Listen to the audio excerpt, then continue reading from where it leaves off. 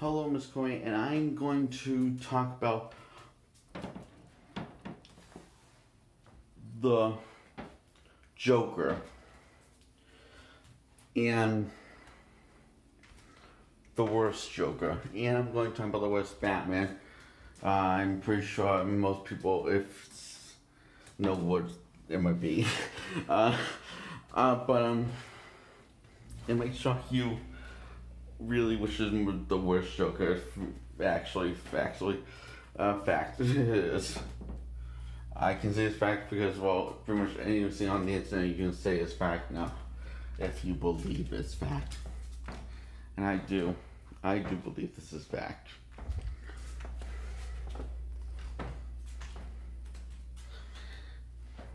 Hang on.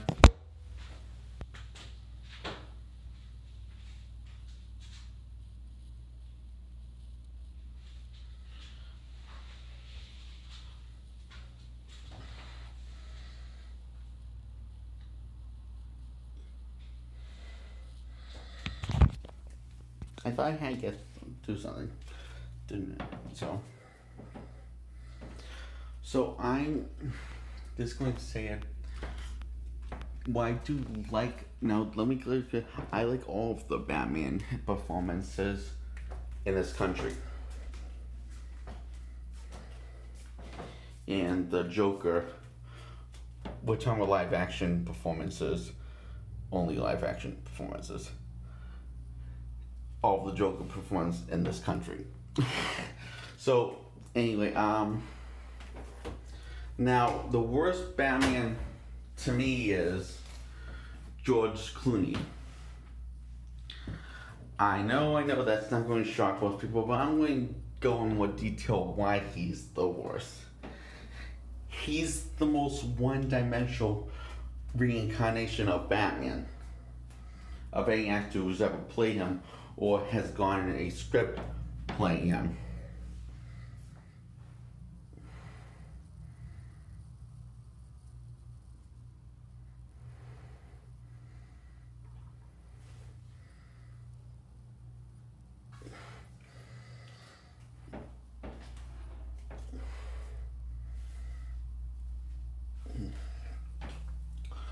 So,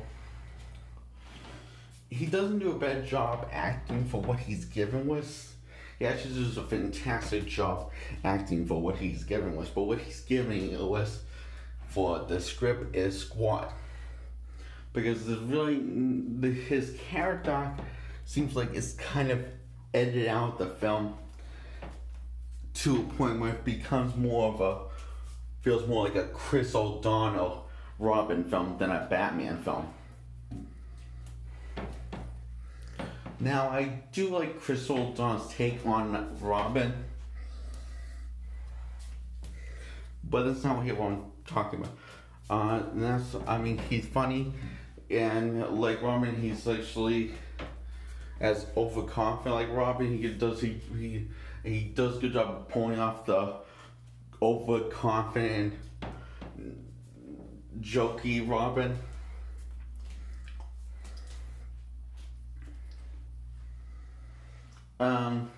From the comics, he's good job bringing that back to life, bringing it to life in both installments that he played Robin.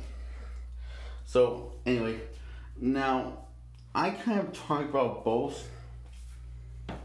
Alright, now it's time to talk about what I really want to talk about is the Joker. The worst Joker is, drumroll, Heath Ledger. I know, and may shock many of you who's into this channel, but I know just because I love Heath Ledger's portrayal in the Joker, but he's much like George Clooney's Batman. He is the most one-dimensional. He's the most one-dimensional and close to being a cliche, formulaic villain that you can come across. Much like how George Clooney's Batman is the most one-dimensional, formulaic superhero you could come across. And that's even counting Superman.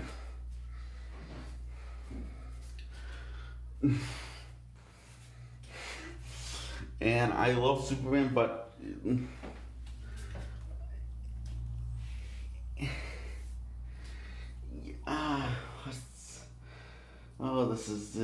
this was easier in my head.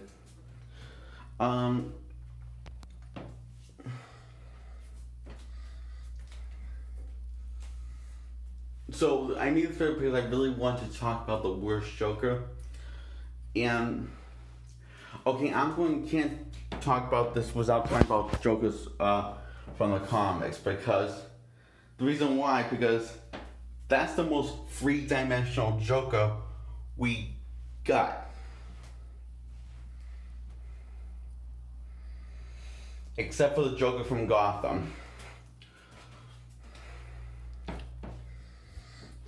Yeah,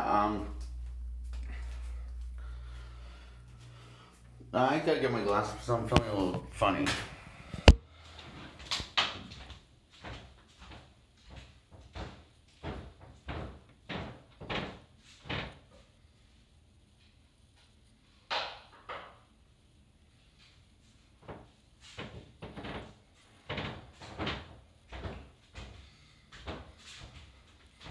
Now that's much better.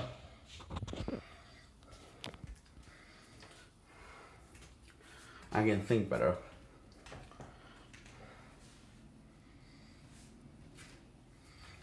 I mean, the sad thing is, Heath Ledger's Joker, like the Joker in the comics, is an absolute riot.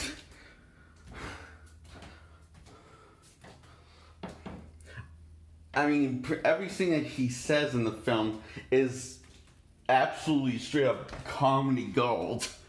And I love that about him.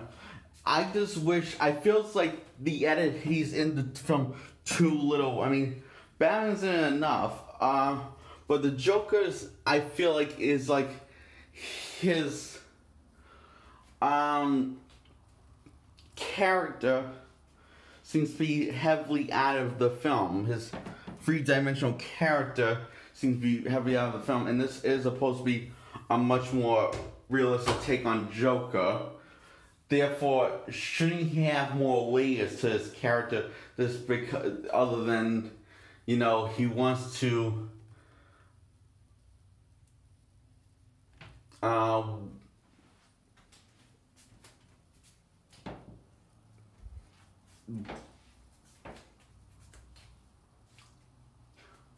murder and blow shit up just because he wants to. And another question, I know what he does, does the stuff in the comics, but I don't know why this Joker does this stuff and this version of the Joker that's supposed to be so three-dimensional and realistic.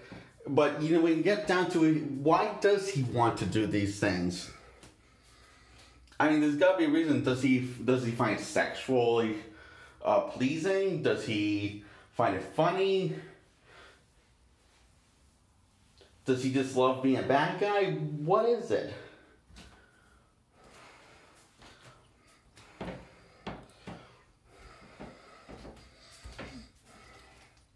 Now, I'm going to tell you why the Joker does this thing in the comics. He does it because he wants to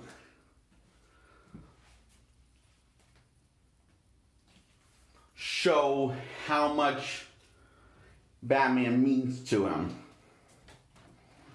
in the comics and get Batman to cross a line that he won't cross, right?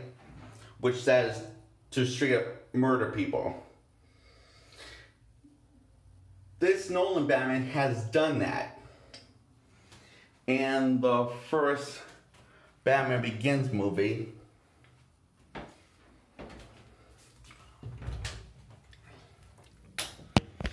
I think the battery's running low.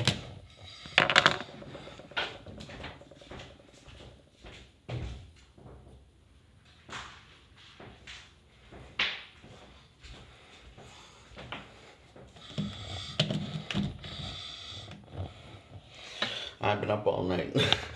uh, watching movies for something different.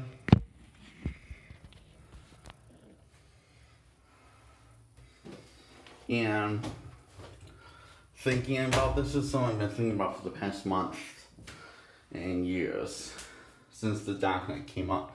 When The Dark Knight came out,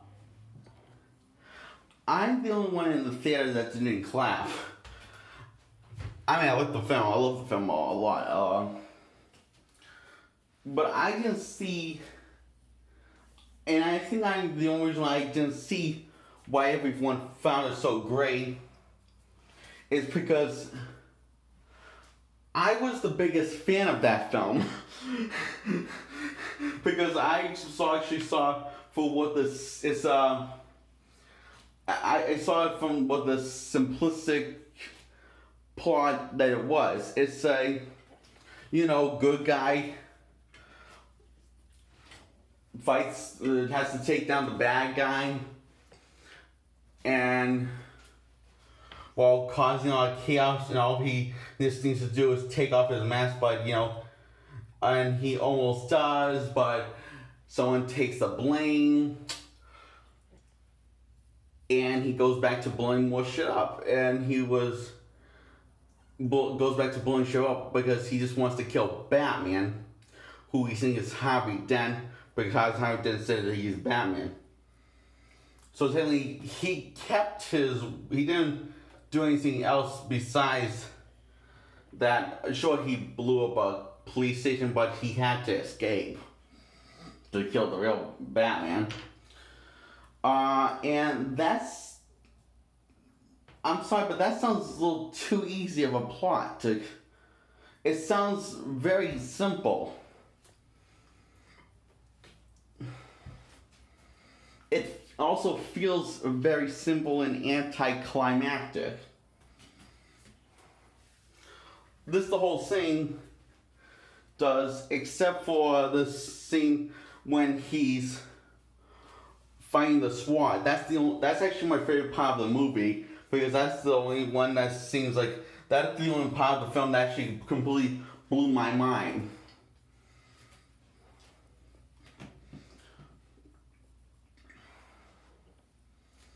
And the adrenaline that I got from it, that scene, is incredible. And it gives me adrenaline each time I see that scene. And I wanted more scenes to be like that in the movie. I mean, I just want it to be the best comic book movie ever. I know what a lot of people think it is, but I think they're full of shit. So anyway, back to the Joker. So anyway, the Joker in the comics, because I'm going to go on the Joker in the comics because this Joker doesn't really have, and he's not really much of a character as much he is a tool and a plot device.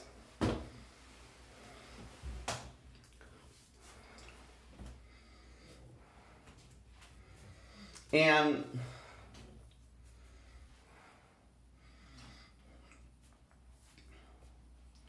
I mean, we see hints here and there of his character, but it's not enough to make out what his character is.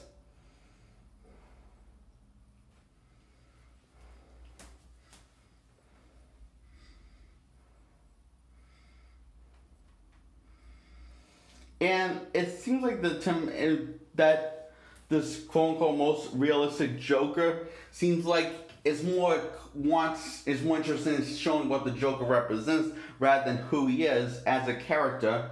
And sorry, that's just not believable enough to me. I mean, he represents anarchy and chaos. And it canvas that in quite plenty.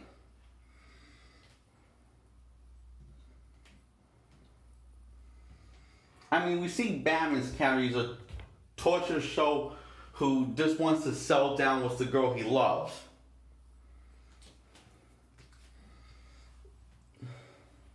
Which is Rachel. which at the time is Harvey's kind of dating Rachel, so makes it kind of complicated. But you see, that's the key word. It makes it complex. Something that this Joker is not complex. He is simple.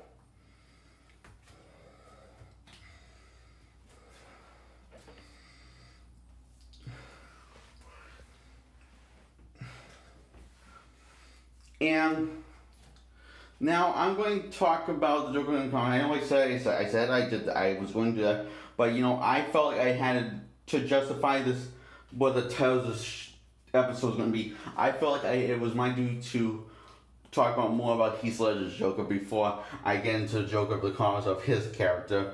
And tell me if you think this sounds complex. Okay, Joker is the kind of guy that will kill you if you say he's not funny. Without a single hesitation. And he's also the kind of person that abuses women. And who's also dating one. Who has dated Harley Quinn, who he's also has a abusive relationship with. He's the abuser. And he wants to see Batman as he wants Batman to see him as his best friend, and him to see how the two of a kind.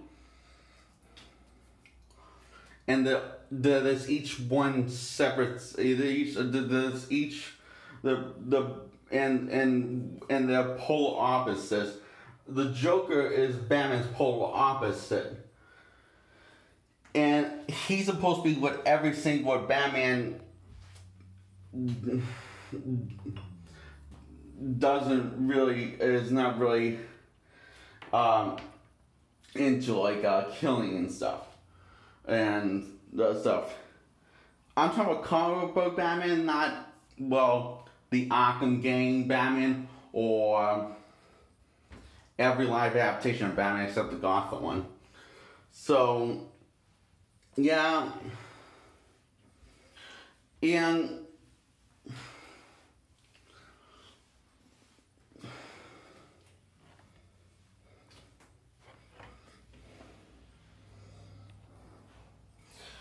another thing about comic book Joker is he finds death funny. Even his own death. Don't ask me to explain because I don't know why, he just does. Like, he finds it hilarious. He lets out the biggest laugh whenever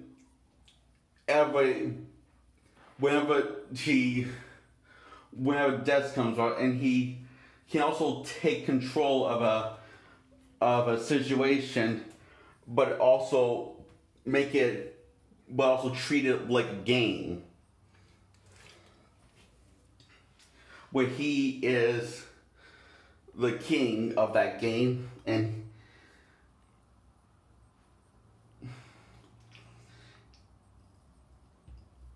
he knows, other than if it's anyone else than Batman, he knows that it's checkmate. And that is this is going to be called Who is the Worst Joker? That's what this title's video is going to be called. And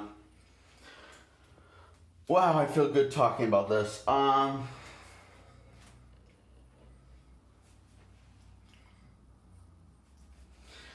And for some reason this rumor happened. I just want to get this straight. This rumor started happening, and Dad spread this rumor like crazy, especially to Auntie Donna, Auntie's party. He says the Joker has white skin because he uses it like war paint. He is like war paint. He uses it to scare people. when that's not even close to the truth. His skin is bleached.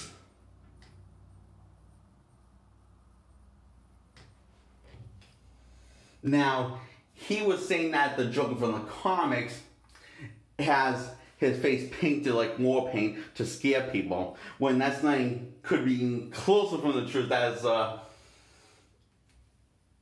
biggest lie in history of liars. So yeah, his skin is just bleach and he wears lipstick. He's literally fell into a chemical, chemicals, and his hair became green and bleached skin.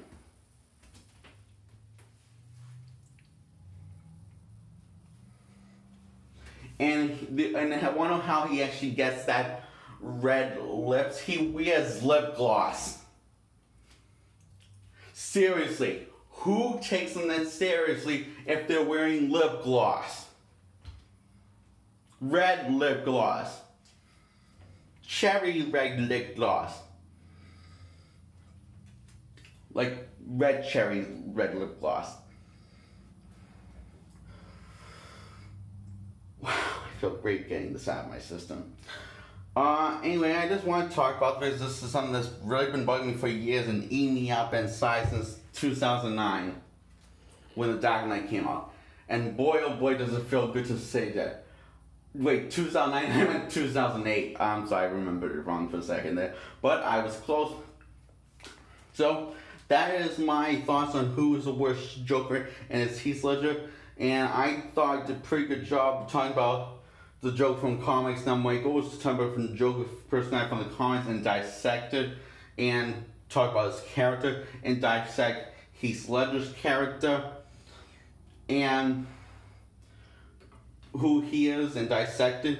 And I think the only reason why people kiss Heath Ledger's ass is because he died and this was the last film he's made. And I think that's the same reason why you like The Crow, not because it's a good movie, but because Brandon Lee died. Shame on you, taking advantage of someone's death, just to make you feel like a better person.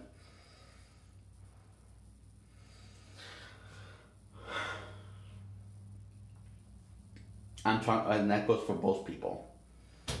And I don't have anything against Heath Ledger. He's one of my favorite actors, and so is Brandon Lee. And I like The Dark Knight and Brandon Lee's Crow because not because I feel like I need to kiss their ass, just because they're 6 feet underground,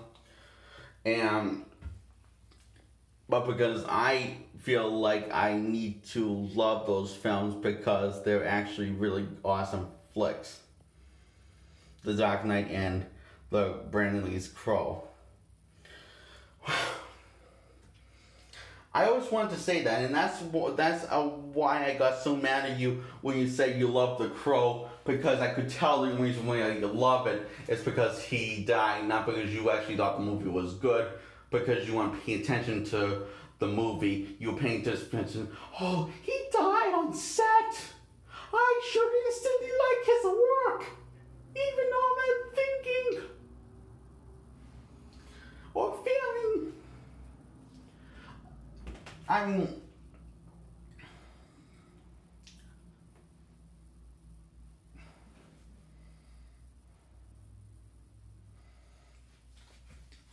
you know,